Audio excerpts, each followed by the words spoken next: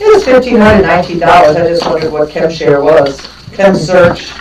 I don't know. I don't know that I remember ever seeing that one before. It's one we pay occasionally. Okay. It was for the landfill, the solvent, Okay. aerosols, Somerset. I guess it was to make things over there. Chemicals. To make things better. Make things better. Alright. Then I guess the rest are cell phones and power.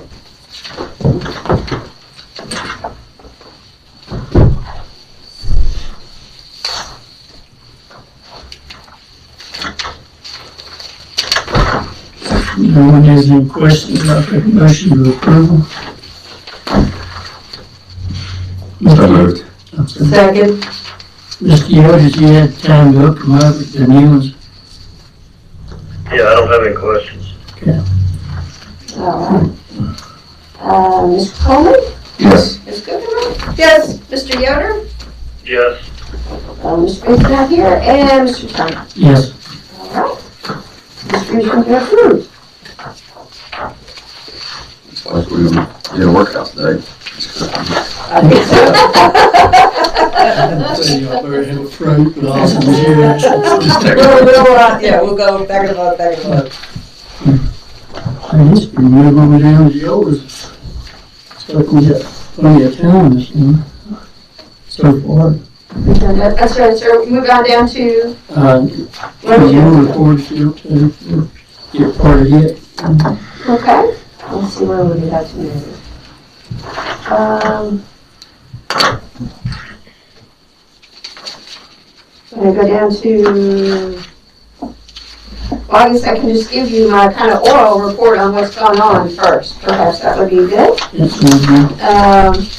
I have received from Cheryl and Jade some data about what kind of usage we've had by extending the hours. As you recall, we extended the hour, actually shifted the hours at the transfer station on Tuesdays and Thursdays to public hours to 11 to 7 and then 11 to 2:30 on Saturday.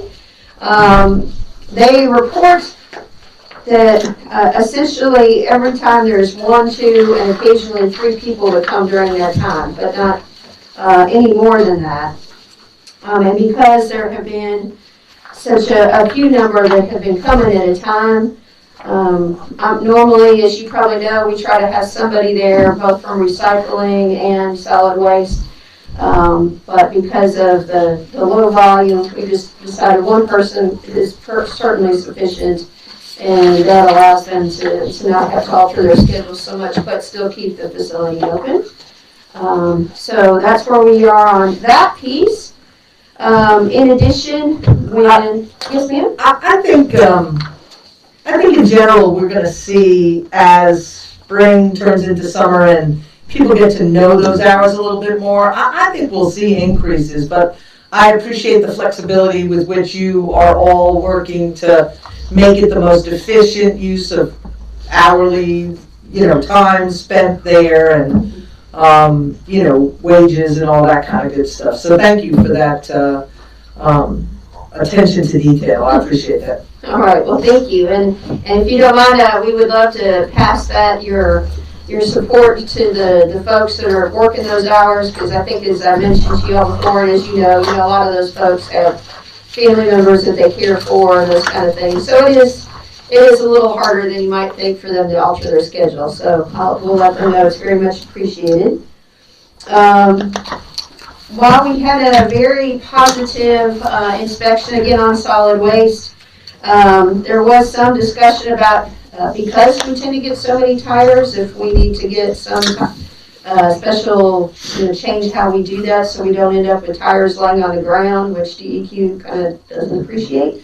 So Cheryl's been looking into that, and so when we look at the budget a little bit later on the expenditure side, one of the things that you all might want to consider is them putting a particular container there that somebody will then come take, and they actually take the tires to West Virginia where they shred them and recycle them into some other things. So that's just kind of an update on that. I will say, while you all may have been getting some green box calls, knock on fake wood, They have certainly declined here, although. Surprised. So, I don't know, or maybe they've just given up. I don't know. There was a report of the big bear on the Route 8 heading out of town. Saw that. It's very simple. Big bear, it said. Yep. I saw the same bear down there Sunday. Did you? Yes. Big bear, huh? Yeah. So, I think that's most of it, I believe, on solid waste, although to the bear question, Cheryl came in with a list of 11 green boxes where believe we have bear issues. That's 8 green box sites. And as you know, we only have 38 green box sites, so more than a quarter of them, we're having some kind of bear interaction. And then we also I've asked Cheryl to have somebody come out because we've developed rats at one of them as well. It's really extensive, so if you heard complaints, it is being addressed, but given the magnitude, it'll probably take more than one visit to take care of that. Have we heard back on the green boxes, the bear-resistant boxes?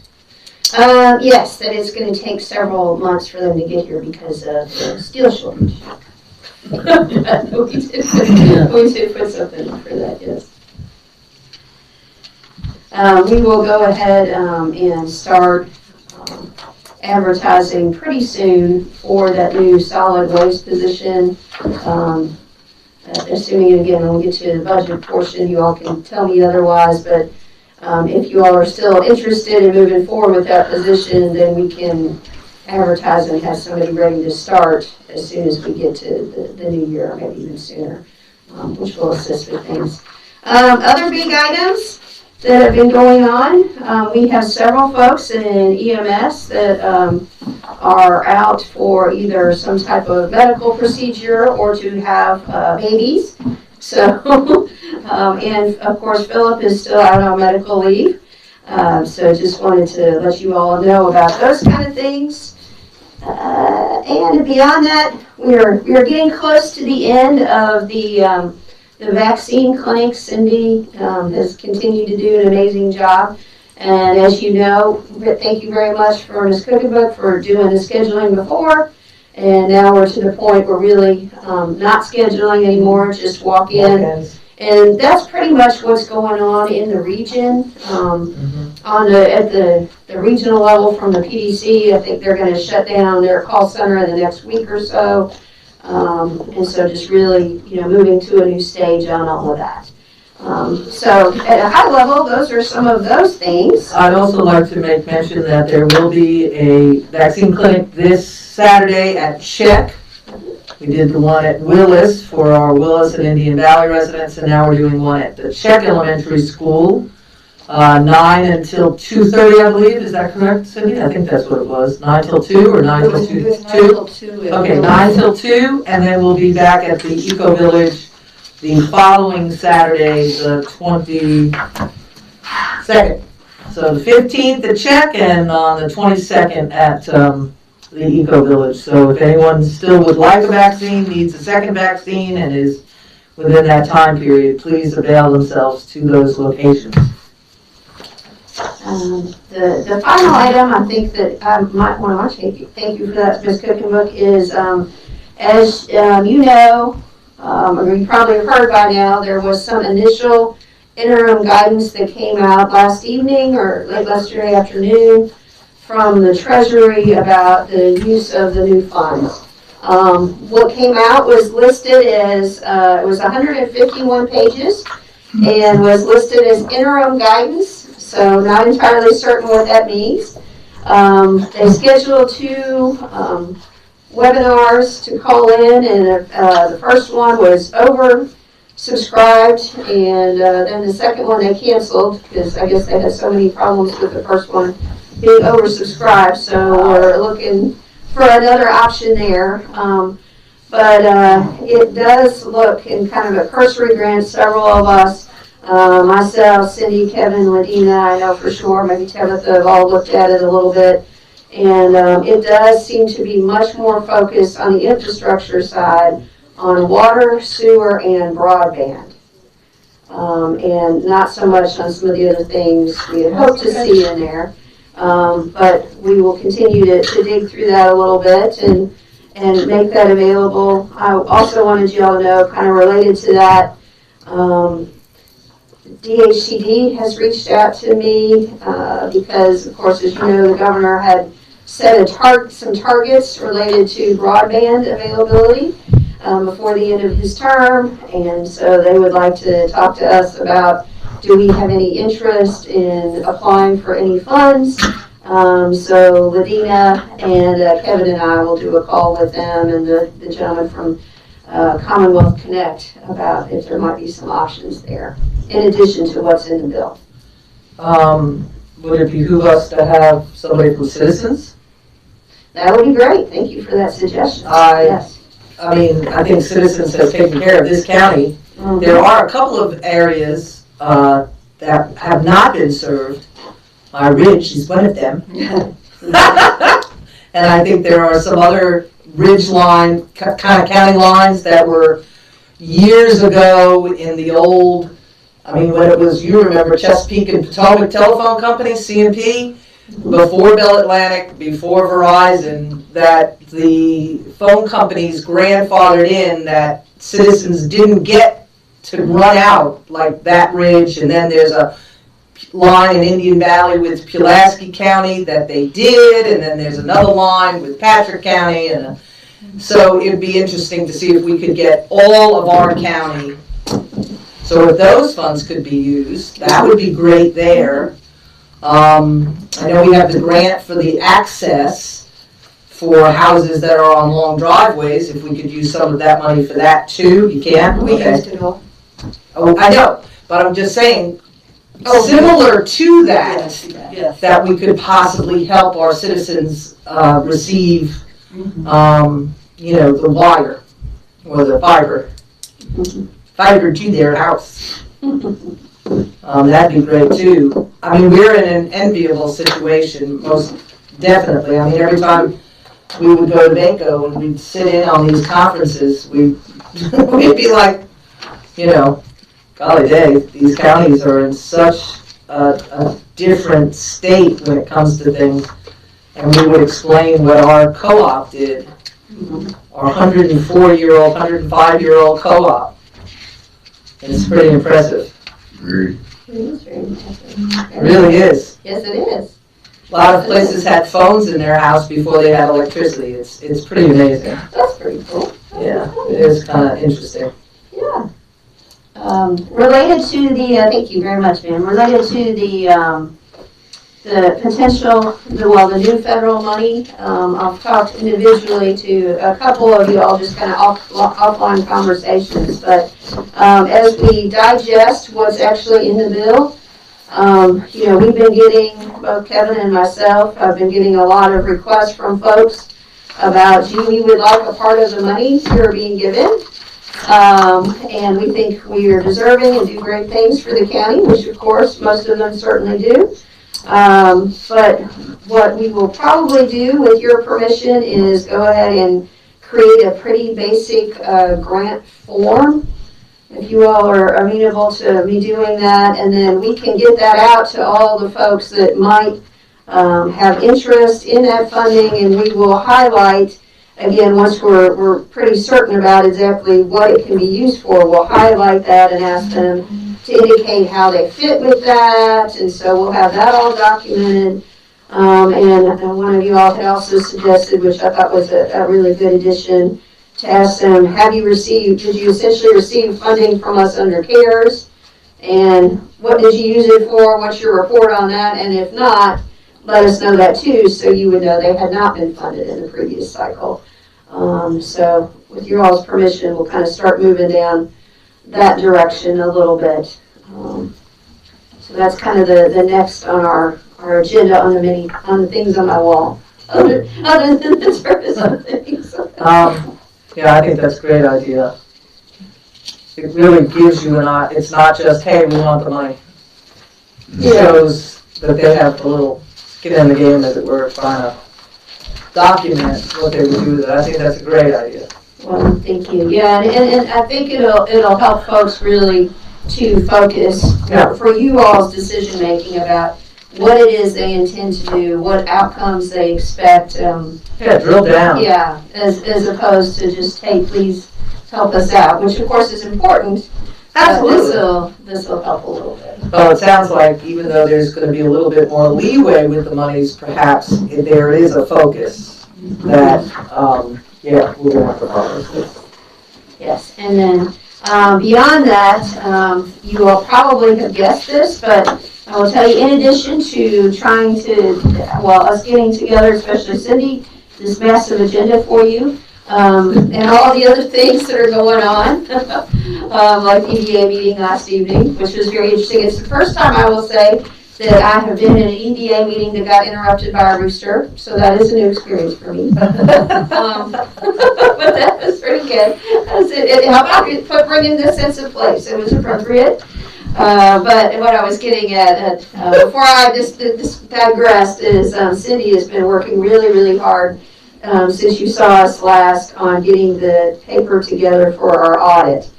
And of course, that is always a really big deal, but with the CARES funds, and some of the other questions they're asking, they're also looking at some IT things and all of that. So it really has been an enormous amount of work that she's been doing, and Angie helps her a little bit with that, but it's been pretty extensive. So I wanted you to know about that.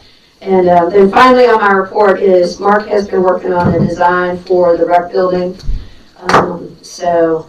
He has some thoughts about that. But again, since it wasn't urgent and your schedule was so full, we decided to push that off.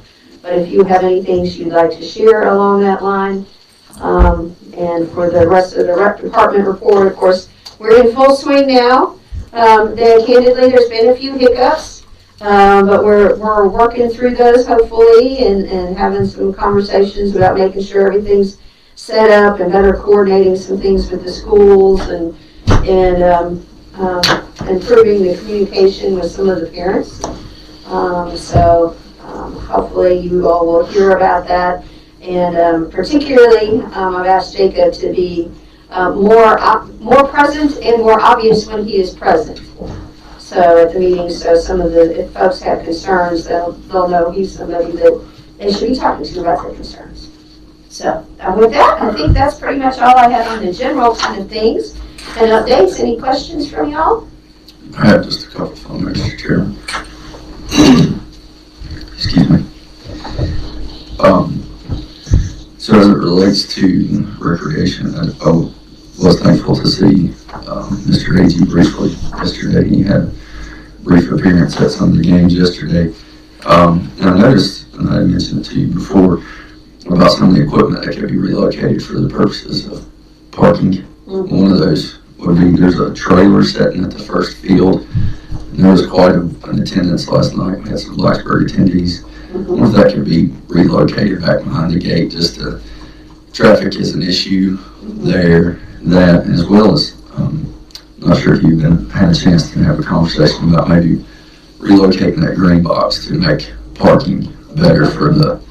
Thought that for years. It's really, I don't want to add any unnecessary burden on the solid waste folks, but that's 2 spots. The trailer is 2 spots. Yeah, and I took some pictures. I'd be happy to share an email. I was going to grab Mr. Agee, but he got gone. So I think that would serve well. Back to the solid waste just for a minute. I received another email from the ongoing situation at a printing box in Indian Valley yesterday. Share that with you. Basically, there still seems to be a considerable amount of overload at the first of the weeks from the same location. I'm concerned about that location and longevity of it should this continue. If we could do anything to alleviate that, I'm sure they're working the best that they can. It just may need some. It seems to be more Monday mornings, which is probably everywhere. So I hope maybe they're just getting them on Friday evenings or afternoons or something. I think it's also spring cleaning. It is. I did notice I drove a lot around the county this past week, and I was out on a Sunday evening, and it was at various locations just overloaded. I come through Willis yesterday morning. I don't know if you've seen the ones below Willis Elementary, but I met vehicles that were in that direction with trash, and I just went down the road and turned around and was coming back towards town. Met the same vehicles coming back with the same trash because there was no place to put it. For it. So, Yeah. and I'm curious as to when we are looking at operational for the new site on Max Mountain Road. I know that's going to help a lot of the issues. I didn't see that we were going to discuss the bid received today on the agenda, but we need to really get that site operational. Sure. People are ready now. It's been a long time coming. We're in the 5th month of being without something. And I think that would help alleviate some of the other sites a lot, perhaps. Sure. So maybe if we can, We if need you're a prepared. fence, we need a fence before we open. Right, so maybe if you're prepared to present that, if Mr. Chairman would allow, we could revisit that at the end of our meeting today if we have time. And you can get that resolved. Is the amount enough that, like, I know of another company, I mean, did this go out just on the, like, could you reach out to fencing? I mean, in terms of procurement, is it possible to reach out to specific fencing companies and ask them to bid? Or is that not? I mean, you can make sure certain people are Aware. targeted and aware in addition to general advertising. Okay. In addition to that, I've been trying to chase down something from Montgomery County. So at first it sounded like it was the county, but now it's figured out there's a cooperative procurement arrangement for fencing for the schools in Montgomery. So I was going to ask them to put a bid in. The other thing related to that, Ms. Coleman, so I appreciate all this. I put stars next, so I'll make sure they get addressed. Thank you. But talked to Mark yesterday about, since the bid is essentially just under $15,000, which is quite a bit more than expected, put it that way. Fencing prices have doubled. Yeah, Well, so. no disrespect to everything. I know, I'm just saying, I mean, a fence that was put in last year, same fence this year, It's incredible. unbelievable. It's incredible. Yeah, so we talked about, he said, because of where it was and what we know the atmosphere is like up there, they had pretty much beefed it up, I think is the term that Mark used. The footers were pretty deep, the posts were pretty sizable. So if you all would like, we could possibly make it less by backing it off, but I don't know if we would regret that or not. We were kind of building it assuming that this place is going to be here for a long time, and hopefully Phillips will agree with that. So for at least 10 years, if we pay, we need to start getting some return on it pretty quick. So I mean, perhaps what we could do is hopefully be able to get hold of somebody in Montgomery tomorrow or later today. And if you all want to, I can bring you back what that number is, email it to you. Or if you, I don't know how you would like to proceed, or we can go with a more expensive, the bid that we're concerned is more than you all wanted to spend. I'm definitely, I agree with Ms. Cookenbook, I'm definitely open to as many bids as possible. I'll be candid, I'm concerned that I feel like we're on fragile ground with a lot of these sites, and it needs to be on the forefront. How quickly was that bid gonna be able to start to work? That's the other question. I mean, I personally have a fence being built, and, it's 4 weeks out. Yeah. That's not what we wanted to hear. Well, and on the backside, we've paid for construction, it's ready, the site's ready, people are ready. I feel the pressure of these green boxes, and I'm sure every person at this table does. Sure. So I'd like to see us continue progressively move that way as reasonable and prudent as possible. With the funding, I'm all open for other estimates if we can get them quickly. And I don't think the prices are going to come down anyways, not in the foreseeable future anyway. And I don't want to be ignorant to the fact of this, and I would ask that you please relay this to the folks at Solid Waste. I know we're feeling it, but I know they're feeling it in a completely different way. And I fully understand and respect that, so I'm not here half-heartedly making suggestions by no means. I mean, I see these guys, they're running up down the road like crazy, and I'm worried about our trucks now. I mean, this thing never ends, so please express my appreciation. Yes. I know I've been openly, making suggestions based off the feedback that I'm getting, because it's a lot. But I appreciate them and their adjustment in the hours and everything else. I noticed ones on 221 there, the Floyd Mountain Road, on Monday mornings, it dropped their overflow. And I feel like it's going out there. Yeah. Bones Mill and, It's incredible. yeah, I just can't yeah. blow my mind that we produce that much trash. It is pretty amazing, and so again, when we get to budget discussions, when we do that next, one of the other items is the fees associated with all of that are also going up, so that's one of those adjustments we'll see. So, in addition to all this, Jabe and Cheryl and I have talked about trying to pick a 2-hour afternoon that will bring all the folks in. Bring all the folks in and try to get their ideas and thoughts from the staff, and then try to build something from there.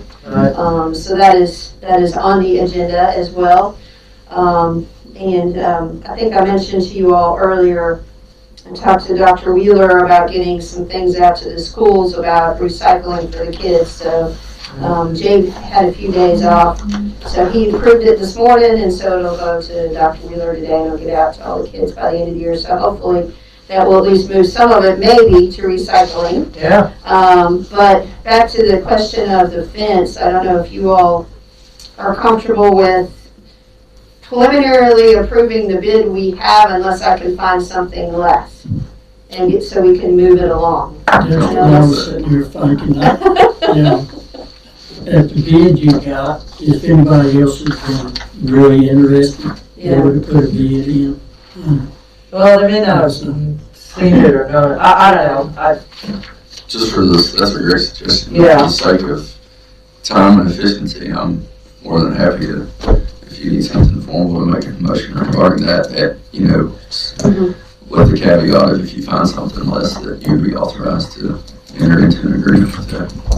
I don't know how the rest of the board may feel about that. That sounds good. Mr. Yoder, do you have some thoughts? We haven't heard from you. Are you still there? Yeah, I'm just keeping myself on mute so I don't keep coughing on. I guess I've missed the bid. Maybe it came on email or something. You did? It did. Okay, I'll try to look for that real quick. Oh, I can give you a time when it came. Yeah, so, Mr. Yoder, it was right under $15,000.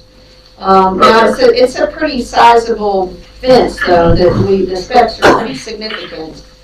And so, it's 8-foot spacing. I think we could make it 10-foot. I mean, again, we kind of, when Cheryl and Mark spec'd it out, it was with the assumption we were building something to stay there a long time.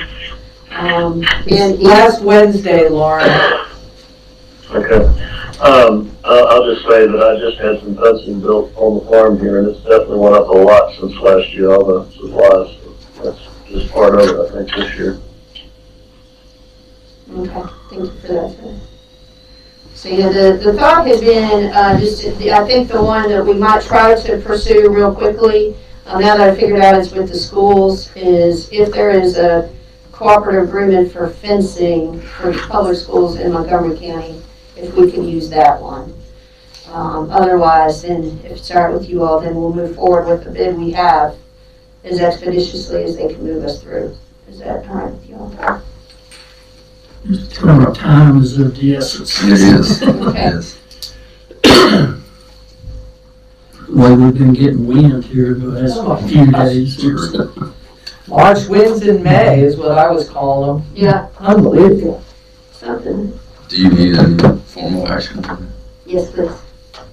I'd make that motion that we would authorize the county administrator to enter into an agreement with the bid that we received last week for the fencing at the new Indian Valley site, with also giving her the ability to exercise or discretion on the lower bid, should we receive one. Second. Go ahead. All right. Ms. Coleman, Yes. Mr. Yoder, Yes. Ms. Cookenberg. Yes, Ms. Booth's not here, Mr. Terman. Yes. Thank you. Thank you, each one of you. We'll keep moving. Thank you very much. All right. Let me jump in, we'll do our public comment, and then let the sheriff do his thing. He may have work today, I don't know. Nothing's happening, you know. No legislative changes at all. Oh my God. But I will open the floor for public comment, and it is the intent that all persons attending the meeting of the board, regardless of handicap and conditions, shall have an opportunity to participate. If any person present requires any special assistance, please let the board know in order that arrangements can be made. When you come forward, state your name, the district you're from, and limit your comments to 4 minutes.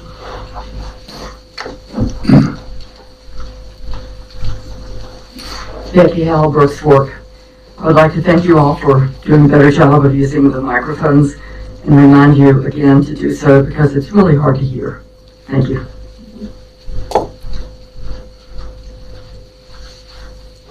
No.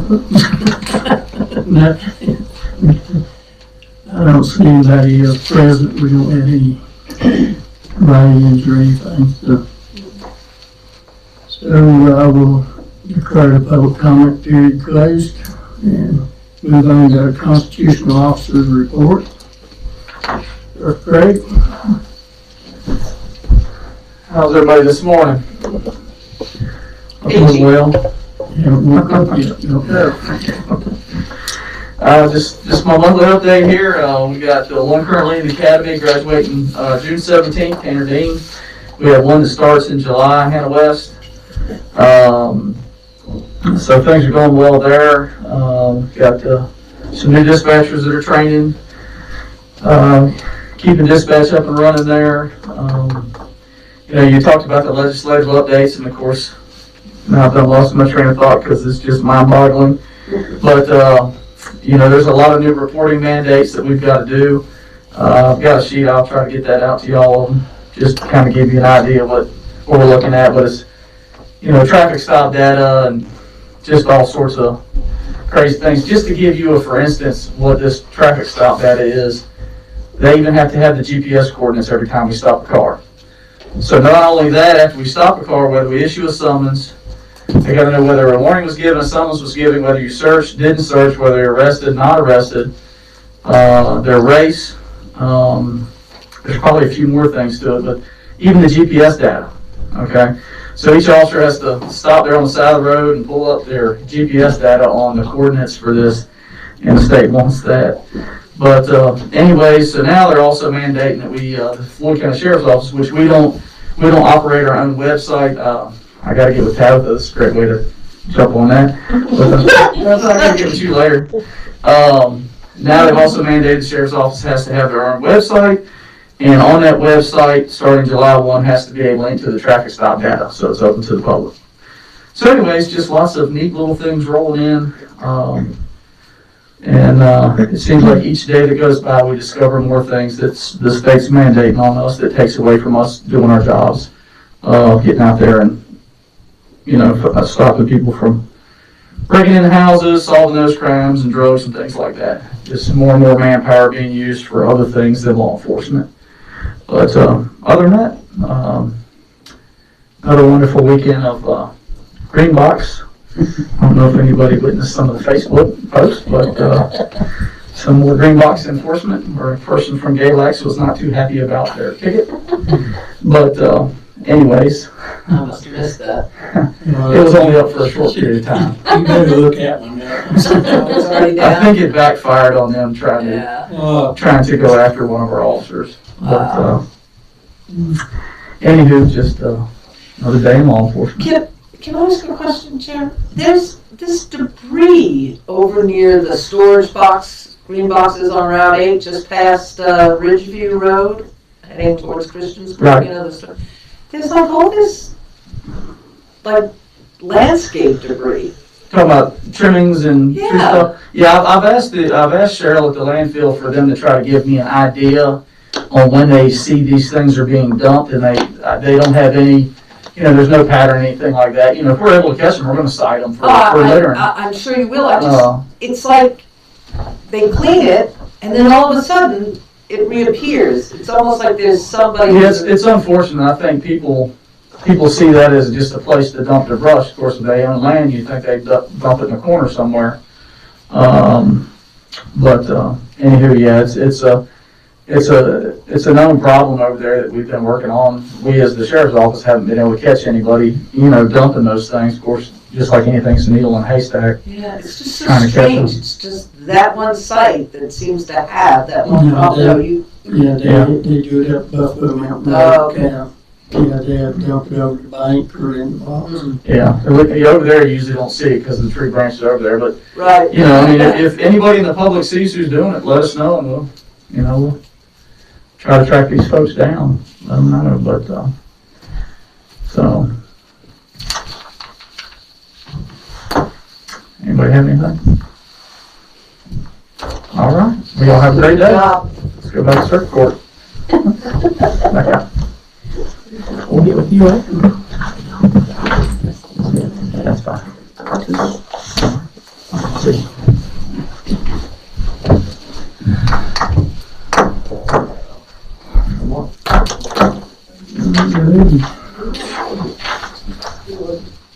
Not back to you again unless somebody wants to take a short break. You good? Yeah, I'm all right. I'm fine. I'm too intimidated by this agenda to take a break.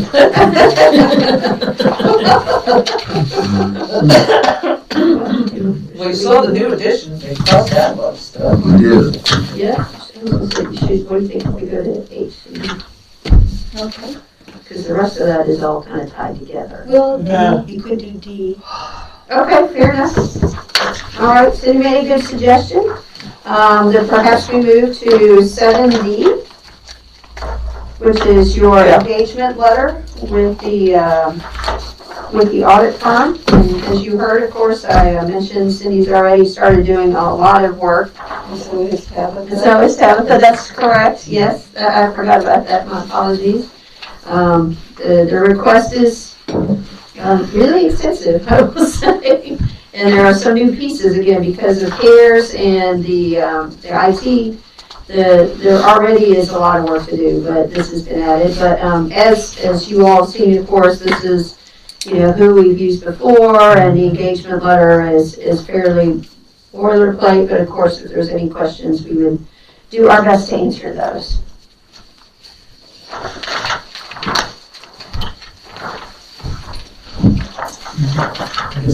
It's your turn. Cindy, you have complete faith and enjoy working. Oh, yeah. Yeah, okay, just wanted to.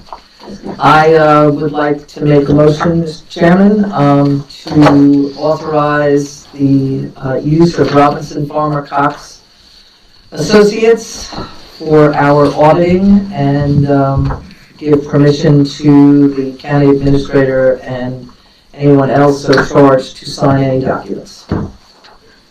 Second. Motion second. All right. Ms. Kuchenberg, Yes? Mr. Coleman, Yes. Mr. Yoder, Yes. thank you. Mr. Booth is not present, and Mr. Turner. Yes. All right, thank you for that. We will move forward. So charged. Let's see, the school budget stuff, Dr. Wheeler's gonna be here though. No, you can go ahead. We can go ahead, okay. If you'd like to move ahead then to the next item is 7E. And so this is their request for a revenue supplement. And of course, this has to do with their new funding that they've received from the federal government. Just like the county and town get additional relief. Of course, the school system is getting additional relief as well. And so this is their official action. And so you got something from Steve. Is that related to this morning? Does it have to, yes, does it have to be a budget? I haven't seen a response from Steve. Okay. Are there, if there are any questions or any questions about this?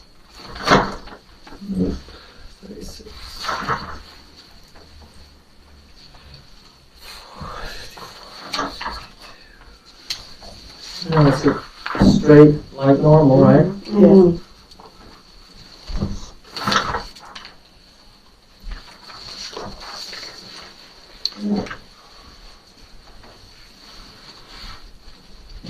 Mr. Chairman, I'd make the motion that we approve the revenue appropriation to be made in the 2021 school budget as presented by Dr. Wheeler here under documentation under 70. And the expenditure. And the expenditure with it, yes, I'm sorry. Thank you. I'll second. Oh, okay, Lauren seconds. No discussion, will you call the roll? All right, thank you. Mr. Coleman, Yes. Mr. Yoder, Yes. Ms. Cookenberg, Yes, Mr. Booth is not here, and Mr. Turner. Yes. All right, so we have approved 7E. We move to 7, go ahead and do 7F as well. All right, so maybe it's not as intimidating as we all thought. So moving on to 7F. Yes. So, yes, that's what we're going to do. Again, related to the school system, a correction on recent supplemental revenue appropriation letter. And so this is, of course, something you've already done, but we need to make some adjustments to it. And Cindy's probably more knowledgeable about this than I am. If you have questions, Dr. Wheeler. They originally reported it to us as federal and it's and that in its state. So we need to correct in our minutes that it will recognize that it's state funding and not federal funding. you need a motion on that? Since made a motion on the first Right. because we appropriate to them by category. Would you like to make that motion, Mr. Yoder? I'll be happy to make that motion. I'll second. All right, then if Mr. Sheriff's all right, I'll call the roll. Rick, Mr. Yoder, Yes. Ms. Cookenberg, Yes, Mr. Coleman, Yes. Mr. Booth is not here, and Mr. Turner. yes. All right, 7F. if we can do G. All right, keep going, huh? See, we're just Moving along. through this. Yes, I'm certain that you have done this other times before. It's probably very familiar to you. But that this was a petition for authorization to destroy office records from the Floyd County Treasurer's Office, Ms. Keith. With all the details listed in your packet. It's primarily paid tax tickets and other tax tickets and records. And I know that our treasurer knows the rules and regulations as required by, I sit in my house in a file cabinet, I have my tax records. I was getting ready to say, I feel like she's up. Yeah, she That's right. is. She is. Yes, I will say as a side note, both she and your revenue commissioner have been exceedingly helpful, and particularly this last couple of weeks as we work through several items. So just wanted to make you all aware of how incredibly helpful they've been to supporting your work.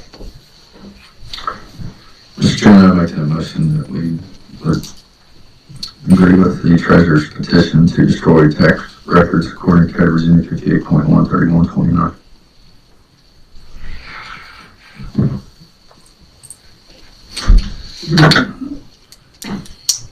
I'll make a motion. I'll second that motion. All right. Mr. Chair, if you let me to go ahead and call the roll on 7G. Mr. Coleman, Yes. Ms. Cookenberg, Yes, Mr. Yoder, Yes. thank you, Mr. Booth is absent, and Mr. Turner. Yes. All right, thank you so much. I guess H will be taken care of too. Yes, So H, as you know, this is the time of year that you have many appointment opportunities to a variety of boards, commissions, authorities, etc. And this one before you, the one we were just discussing that is 7H, is for Mr. Leon Moore to return to the 9th District Development Financing Incorporation. And he came by and introduced himself. We had a nice conversation about his experience with this and some of the great projects that group has taken on related to some of our employers. And so this is his letter requesting to come back to that role. I make that motion to reappoint Mr. Moore. Second. Motion second, go ahead. Okay. All right. Mr. Coleman? Yes. Mr. Yoder? Yes. Thank you. Ms. Kuchenberg? Yes. Ms. Booth is not present, and Mr. Sherman? Yes. All right, thank you. And thank you all for making such incredibly effective use of our time here. The last 10 minutes. Like I said, you're going to have to keep us on track. Keep us out of these rabbit trails. Well, so far you are doing quite well at that yourself.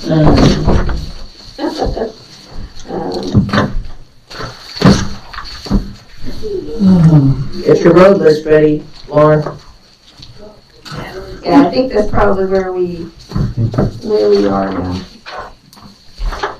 You ready? Anything else? David come a little bit early. Ready? Yes, we are. Good morning, everybody. Yeah. Give you a few updates. Most of it is kind of routine maintenance. We're trying to hit it all over the place. Actually came in King's Store this morning, and they are on King's Store right now picking up brush, debris, kind of stuff. They have the grapple truck, we call it the grabber, cut it up and trying to get it. But they've been trying to get a lot of it all around the county on those. I just happened to notice they were on King's Store today.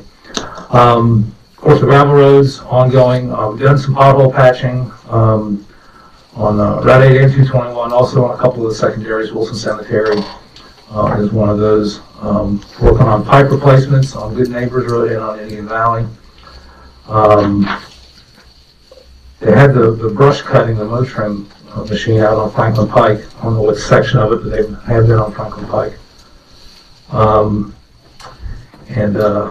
Then trying to get the construction project that's going on this summer is Roger Road, a half mile of Roger Road. That's being done with UDOT crews. So as we're getting, it's the same guys that'll be doing all the maintenance stuff. So we're getting that as we can, going back and forth, trying to knock that out this summer and get the catch up on the maintenance. That's really all I have as far as our updates. Like I said, we're kind of trying to spread ourselves across as many activities as possible, catching up on some of those, and then also working the construction project. The paving for this summer is going to be, and I think I mentioned this before, I'll get you I don't have the other, I just have the overlay. I thought I brought the surface treatment and the slurry or latex. And as I said last time, they will be paving, overlaying Route 8, the southern part of Route 8, near the county line, some of 221, some of Indian Valley, some White Rock Road, and some of Barberry. I'll try to get you the slurry and the surface treatment schedule. I thought I brought both of those. I don't have paving. So that's all I have as far as updates go. Mr. Yoder, you want to start first? Well, thank you. Good morning, David. I'm sorry I wasn't able to be there today. A little bit under the weather, but I just have a couple things. Just excuse me for coughing. Deer Run, I've noticed some potholes there that probably need to be patched. There's warm weather here. Hopefully you can get to some pothole patching. This is in Linda's district, but one that I've dodged for quite some time hauling cattle, and thought I'd bring up Bethlehem Church Road. There's a big sinkhole in the middle of it just past Huckleberry Ridge Road. Oh, yeah, we didn't look at that one. It's been there for a while and really could use something outside the rims on my trailer there the last few weeks. And excuse me. I noticed a few of the dirt roads, Cypress Drive in particular, but there's some others that have had gravel put on them, which I really appreciate, but they probably could use a grader over them where they, a few spots where they dumped the gravel, I guess, when they first started unloading it, tilting the bed. There's some big humps, and I had a couple residents complain about the one on Cypress where it was some big ridges they couldn't hardly get across with the cars. So just, I suspect there's other roads the same way, but really appreciate the gravel that's being spread. That's settled a lot of different places. And that's all I've got. Thank you. Morning, David. I have a couple. As always, thank the men and women of our crews for their excellent work. I know that this last windstorm of last week brought down a lot of trees, and they were out really hustling to get them down. I'm sure as these March winds continue into May, we're going to have more of that, so thank them very much. So Thomas Farm Road has a lot of debris, I've been told, and I know you're trying. I mean, we still have debris on the upper end of 615 towards the county line. Also, Starbuck, just before it comes to the parkway, has a number of large potholes. You know, it's where that creek is, and just if somebody can get over there and just grade that out just a little bit, if they're maybe over somewhere else and they can do that, that'd be great. As I said, the 615, thank you, Lauren, for the Bethlehem Church mention. I know that you have already painted in Justin's district on White Oak Grove Road. It looks like they're going to take care of that fallen away side of the road. I had seen that this morning again when I rode in. There's more work being done there. Dobbins Hollow Road is starting to have more and more potholes every which way with this warmer weather, as Lauren said, if you could take care of those. I'm trying to remember, there was another road that I was on that had a lot of potholes that I was kind of playing dodge the pothole with, and it's escaping me now. I'll send you a message if I remember it. And I just want to say it was very good to see David, and I finally met Ken King. I had not ever met him at the presentation and the bill signing for the the train station and funding for the train that's going to serve the New River Valley, Floyd, and all of our counties in our region. And it was great to see Virginia Department of Transportation represented in a way that was very beneficial. And it was great to meet Ken and talk to him about his hometown. Yeah, Ken's a very proud son of Floyd County. Yes. But thank you for representing and always being there for our region. Yeah. That was a good event. There were representatives from other counties as well. Pulaski County had some people there. It was a well-attended event. Yeah, I sit on that commission, so I went, and it was very beneficial day. It was great to see so many local leaders and working together, all different factions working together to bring about something for our region. So take a little bit of the strain off I-81. That's it. Thank you, Mr. Chairman.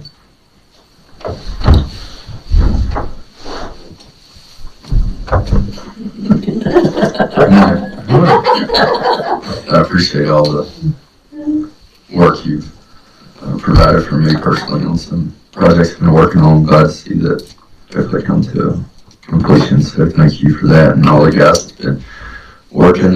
Not hearing a lot in my district, so that means, as always, men and women are working efficiently. I appreciate that. I had one issue, but what Mr. Stowers is taking care of, and just a couple that I've noticed personally. On Posey Road, they have cut the timber from the large tract of land there, and it has crumbled the shoulder, and it's actually buckled it. It's the closest to the Allen Ridge Road side, and also where the ridge view from the Posey Road intersection coming towards Floyd is in pretty desperate need of some. It's been patched many times. I wrote that, I think, last time, yeah. Yeah, so, okay, and then just past that, there's now a hole developing in the middle of the road. It's in a curve going down the hill. I was probably about 3/4 of a mile past Ridgeview and Posey Road intersection coming towards town. It's in the center line portion of the road, and it's expanding out. And it's directly in the middle of the road. It's really peculiar. I'm not sure what that is there. And then the only other one I noticed was a pretty decent hole developing on Vaughn's Mill, which surprised me after it's just been redone. So maybe you guys can put some stop grow in that thing or something. It won't spread too bad on that new road. That's it. Everything's looking well. I think you guys are doing a good job out in my area of patching as much as you can. I've noticed a big difference. So thank you. Good, thanks. All righty. Mr. Booth cut me here, Mr. Winslow. He wanted me to pass along a huge heartfelt thank you for the work that y'all did, from the courthouse. Yeah, on that, yes. He said he greatly appreciated that.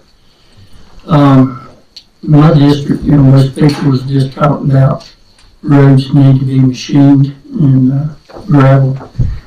Up along Brooks Fork Creek, down around Adams Branch, that's where Floyd and Carroll comes together. And I mean, where them roads are jumbled up, you don't know where you're at. Could be in Carroll, could be in Floyd, it just depends. I'm not the only one that gets confused down there sometimes. I'm born and raised in that area, and that's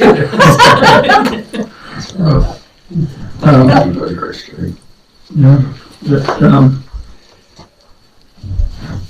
on another mountain, some people brought up to me, and I keep forgetting to look at it when I come through, but it's where I guess it's that fiber optics or whatever they put under the road there. Over the years, we've had trouble with that Yeah. dipping in, and y'all pretty well had it stabilized, and I think when they put that cable under the road, Oh, no. they may have caused the problem again. If the road's settling and you get a crack. Where is it? It's on just almost the top of the mountain on the left as you come down, so north side. I noticed that. I was like, oh, no, not again. Yeah. And Unbelievable. It's a big part. yeah, Yeah, that whole place they fixed. Yeah. I'm wondering if eventually y'all going to have to do like you did up there at, if we get to 100 at 221, when they drilled near the road, Yeah. pump cement and Yeah, the soil nail. yeah. What is it called? Soil nails. Soil nails. Yeah. Yeah. Wow. Used to that guardrail failed every 3 or 4 years, but it's been there for the last 10 years now. Yeah. Huh. But that's getting to be a pretty good problem. I'm afraid one of these days somebody hit that. The big trucks coming off hers. Will be a problem eventually. And also there was wondering about that road or bridge down on Keith, that was a short section between Firehouse and Maryfield. Yeah. Is there going to get the culvert replaced in there? Which one? It's a little culvert, comes under Keith, is it Keith Road? Keith Road. It comes from Firehouse over to Maryfield. It floods every time it comes a shower rain. I'll check it out. Is that Keith or Reed? maybe Reed. Yeah, Maybe Tucker. Reed, yeah. Yeah, Keystone out. Yeah, that's right. Yeah. Is it Yeah, Reed Lane? Reed Lane, yeah.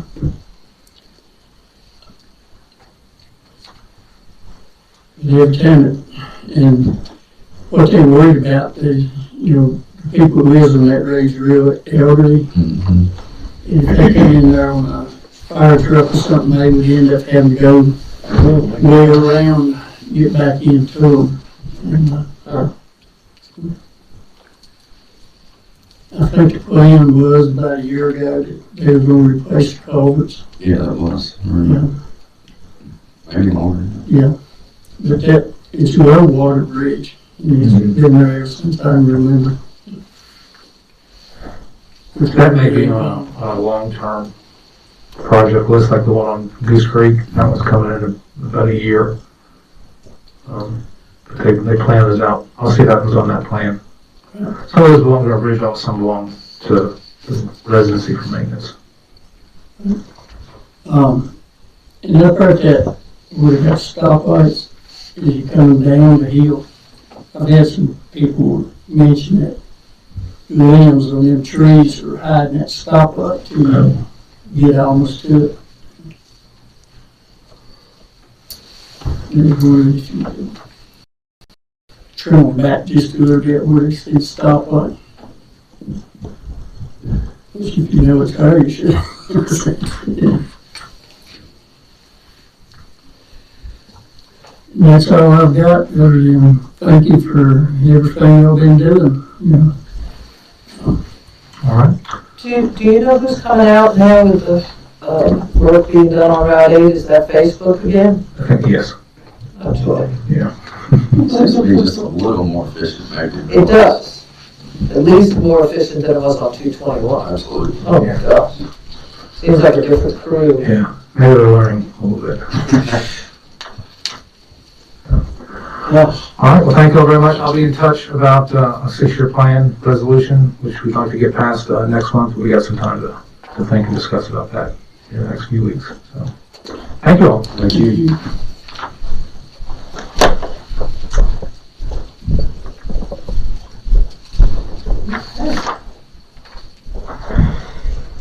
Well, Mr. Durbin indicated he tried to be here around 10, so we wouldn't expect him quite yet. Mr. Wheeler, of course, supposed to be at 10:15. Should we get Carla for family subdivision? Sorry? Do you want me to get Carla for the family subdivision? Sure, that'd be great. Would that work for you, Ms. Chair?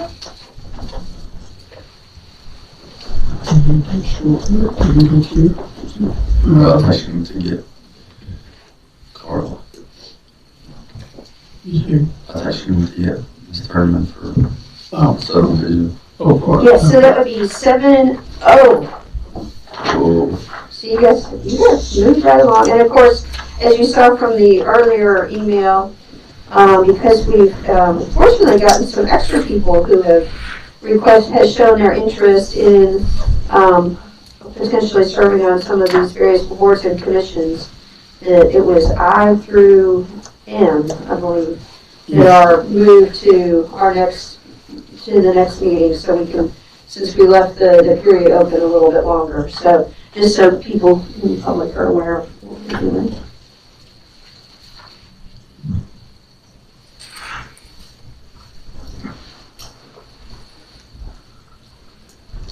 Hello.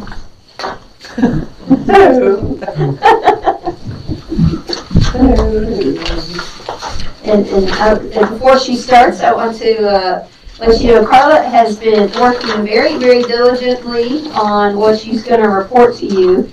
It is, in my experience in government, it is infrequent that people are as thorough in making sure that folks are following all of the rules that you set up and to help make sure your policy happens. And so she'll tell you what she's been doing, but I have to say I found it very positive and highly unusual in a very good way. So thank you. Earlier this year, I was running into some issues with family subdivisions and how they were been recorded or not recorded. So I decided to look up all family subdivisions that have been done since I've been here, since January of 2018, and look to make sure that they followed each of the steps that needed to be taken. And what I found, and it's included in your, was included in your packet, we had 85 individual subdivisions. That might be off the same parcel of land that had multiple children, but there was 85 individual subdivisions. With 8 of those, the affidavit was not recorded. The 28 of those, the affidavit recordation number was not on the plat. It may have been recorded, the affidavit may have been recorded, it just wasn't recorded on the plat. And in the instance where the affidavit was not even referenced in the deed, there were 53 instances of that. And we had 2 instances where the plat recordation number was not referenced in the deed. Some deeds just referenced a plat that was done to be recorded, but a subdivision has to refer to the actual plat that was done. Then we had 2 instances where the deed was conveyed to a person or entity that was not an immediate family member. In those instances, they were trust. And then I skipped the number 5, that there were 8 instances where the grantee did not sign the required affidavit, and his name was not included on the plat. Some of those are spouses. I looked up to make sure. They are spouses, and so they would be legally an immediate family member, but they did not sign the affidavit, which is required. So Ladina and Mark and I met and talked about what can we do as the county to make sure that all of the steps are being followed, and what we would like to do is that the memo says starting June the 1st, but I would like to change that to today, is that when a family subdivision is submitted for review, that we require them to, I'll look over the family subdivision affidavit to make sure that's correct. And if it's correct, then give them the affidavit back with a copy that they'll have to record at the courthouse and bring us back a copy of the recorded affidavit. So one, we know that it's been recorded, and 2, I can write the affidavit recordation number on the plat. We won't have to worry about that part getting missed. As well as submitting a draft copy of the deed so that we can ensure that it's referring to the affidavit and to the plat. We have one attorney. There were several attorneys involved in deed issues, but we had one attorney that on almost all of his, he included the affidavit recordation information. He was the only one. There was another attorney that included it on 1 or 2. So what the memo is, we want to make sure that they're aware of the requirements of the family subdivision, and without saying you messed up. So we do have some, and that's not listed in this memo, but we do have some family subdivisions where nothing has ever been recorded. And people don't realize that that 3-year conveyance period doesn't start until the deed is recorded. So we will be notifying or just informing those individuals that the 3-year holding period doesn't start until the deed is recorded, so that they're aware of that. And on what we would like to do for family subdivisions where the affidavit was not recorded or listed on the plat or deed is to give them, to give those grantors and grantees a 3-month grace period, so that if they want to go ahead and record the deed, that we will go back to whenever they recorded the affidavit and the plat to begin their 3 years. After that 3 months grace period, if they don't record that deed, if they record it after that 3 months, then the 3-year period will start when they record the deed. I guess, could I just share something, just the big picture here? Yeah. I know this is way down in the weeds here, but, sorry. Big picture here, you'll recall that when the changes were made to the family subdivision to add the 3-year period, it was about just making sure that people were really doing family subdivisions. And part of the way to follow through on that was this affidavit that would be in the chain of title, so when someone was borrowing money or someone else was looking to buy it, there's a clear path in that chain of title.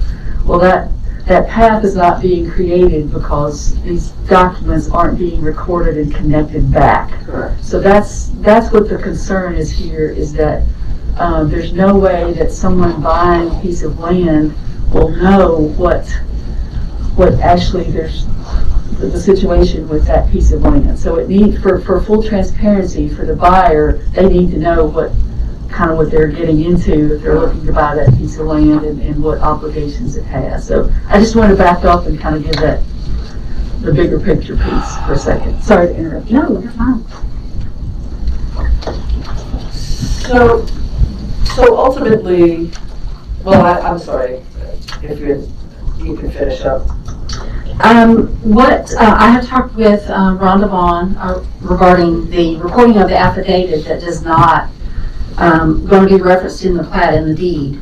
And we have worked out that we're going to provide a copy of the affidavit that includes a place for me to write in the plat number and the deed number, so that when they go to record it, they're not going to index on that instrument number, but it will be the names on the affidavit that will be indexed. So someone doing a title search would catch it, and then they'll see the affidavit that references the plat and the deed. Got it. And if I might add just a moment, so when Carla and I first talked about this, she and Ladina have been working on this for a while, and we started talking about particularly the folks who may have done several of the steps, but in particular had not done the final step of recording the deed. That, most people don't acquire, move, subdivide, etc. property very many times in their life. And so while your attorney should be helping you with that, the reason we came up with the grace period is to notify people that, hey, you're in date, you probably aren't exactly in this process where you think you are. So we're going to give you a little bit of time to get this all squared away. Because there's a couple of these in particular that we were talking about that the subdivision happened some time ago. Yeah, that was going to be my question. Yeah, and so, those folks may very well believe that they are able to do things with that property that they may not be able to do unless they cure this. So that's why we wanted to give them a period of time to be able to come in and fix it, so we can keep to the policy that you all created, but still kind of recognizing again that this is not stuff most people do every day. So we should give them a little literally grace to try to fix it. How far back are some of these, how far back do some of these go? The one the furthest back was May of 2018. So I only looked from January 2018. I only looked at the ones that have come in since I've been here, because the family affidavit was not required until just a couple of months before I started working. Correct. Right. And when someone does a subdivision or a lot line revision, I have a plat information sheet that I give to them, which tells them the steps that they need to take. And it does state on there that the 3-year period does not start until the deed is recorded. So what I've done now is I've taken the family subdivision out of that regular sheet, created one for itself, listed each step, and highlighted a lot of information of this is what you need to do. The 3-year period doesn't start until the deed is recorded. And so I give that sheet to everybody, no matter what type of subdivision or lot line revision it is, when they come in. Because some people don't even know that, They can do that. well, some people don't know that, say, like a parcel of record or any subdivision does not take effect until the deed is recorded and the land is conveyed. Right. They can record the plat, which they do, and the Commissioner of Revenue gives it a new tax map number, And but they it's think still in that the takes care grantor's of it, right? name. Mhm. The one that goes back to May of 2018, it was one piece of property that the parents divided into, gave them for their kids. The one daughter, no affidavit was recorded, wasn't recorded on the plat, wasn't mentioned in the deed. But she has built, and it's been 3 years for her. The other daughter, no affidavit was recorded. The plat was recorded with no affidavit number, and the deed has never been recorded. So last year, I called that particular, the parents, Oh. and just reminded them that the 3 years started when the deed was recorded. And he told me that he understood that she wasn't ready for the permit yet. But from our requirement, if it doesn't start till 3 years is recorded, then they possibly could not sell that property to anybody else. Correct. Until a deed is recorded and the 3 years has passed. I'm amazed that people don't get their deeds recorded. But I'm in this business, but I'm just. And this doesn't go just back to 2018. Oh, I This know. process was new. I had one that was 3 or 4 kids this year where the parents did not record the affidavit. They did not, it wasn't on the plat, and the deed didn't refer to any of it. There'll be no charges from our clerk. Are there any charges to get this inserted into the, what's going on there? There will be a recordation fee for the affidavit, which they would have had to have paid anyway. Right. So there is some money that will need to be exchanged by these folks to get things up, but we're in a grace period, so there's no penalties or anything else, but they will have to pay the recordation fees. Yes, they'll have to pay the recordation fees, and also those where the violation is that the affidavit number was not recorded in the deed. We're not going to pursue those because we don't want to have them to do a whole new deed for that. Thank you. Just to be clear, the people who've been following the rules have been paying that affidavit recordation fee already. It's Right. just the people, yeah. Yeah. I was just trying to drill down to what will it cost somebody, and that will be the only real cost. That, as far as I know, that would Right.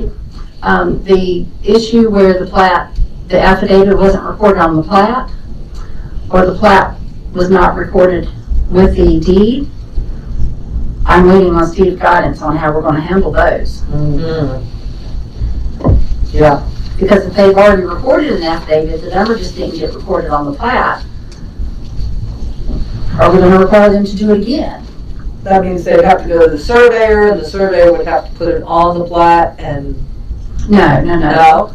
What happens is that when they submit family subdivision for approval, they have to submit the signed and notarized affidavit and the plats. And once I've signed off on the plats, they pick them up, they take everything, they're supposed to take everything to the clerk's office. The affidavit gets recorded, then the clerk writes the number on the plat, and that gets recorded. And sometimes that step is being missed. And our discussion, Ladina and I's discussion, was that if we require them to pre-record the affidavit, then we'll know that it gets put on the plat, because it will, I'll put there myself. And with them submitting a copy of the draft deed, we will know that the names on the affidavit, the plat, and in the deed match at the time that the draft deed was submitted. So that way, we can go back and say, this is what you submitted and this is what we approved. Well, the rules are the rules. And I did have June 1st on there. Afterwards, I started thinking, well, between today and June 1st, how many family subdivisions am I going to get in for signature and those have the potential of being reported in violation of the subdivision ordinance? Because they may do the same things that these other families have done by not recording the affidavit and with the plat. So beginning this afternoon, I would like to start requiring the affidavit to be recorded before I sign off on the plat. And whether it's today or whether it's June 1st, I mean, it's going to be something new for everyone. I guess that would protect you and him both. Yeah. Verify today. I guess it's consensus or enough. Really, this was, if you would like to do that, we of course can, but mostly we wanted to make sure that you all knew, because our suspicion was as soon as Carlos starts sending these letters out to these attorneys and families that you all might hear about it. And it's a pretty complicated thing to try to explain over the phone multiple times. So we thought it'd be better to, just in case you guys would get calls about it, want to make sure you knew what was going on and were okay with it. I think it would be great if we could have a copy of what you will be sending to folks or what you will be giving to folks, so that we have them at our fingertips as well in case anybody calls us. And then we can also direct them to you, but I would like to have whatever, especially the family subdivision. Well, this memo will be sent to all the attorneys, realtors, and surveyors that I have emails for. Okay, well, I guess I'll get it. And of course, I'll update the date. The only other types of letters that will be sent is that I came across one deed where a family subdivision was done because they could not do a lot line revision, and the attorney wrote in the deed that the plat served as a lot line revision, and it was to create one lot instead of two. And that is, that deed will definitely have to be changed. And that letter will go to the property owners, and they'll have to take that up with their attorney. Yeah, they'll have to. So there are going to be some costs involved. I think that's what you're sort of. Well, yes. Yeah, in the weeds of that an attorney may charge somebody to have this done, but I mean, we've got to be compliant with what we have as our rules. That particular attorney, I would hope that they would not charge to fix that deed. They would not charge them to do that deed, because I was actually surprised that that particular attorney did that. But we were going to send letters to all the attorneys that had written deeds in violation, but since we're not going to require them to do anything with the deed, most deeds at this point, I didn't want to stir up a hornet's nest by sending individual letters with, these are the deeds that you've written in violation of the subdivision ordinance. So they'll just be getting the memo with everyone else, with particular cases, if need be. Yeah. So this is more just a housekeeping item to keep things cleaner internally. It's not a policy change, it's just an added layer of protection, some clarity. To the policy that we've already, Follow X, Y, and Z. Yeah. A couple hoops, but it's to your advantage in the long run. Well, it is To the a policy property change to make sure that they are following the rules of the Sure. subdivision ordinance. Yes. But something based on something that's already existing. Yes. Just give you some teeth. And so the enforcement part of it, I'm not sure yet. We'll have to I have to talk to our council about that. If, you know, if they don't do what is required, what enforcement will the county take, if any?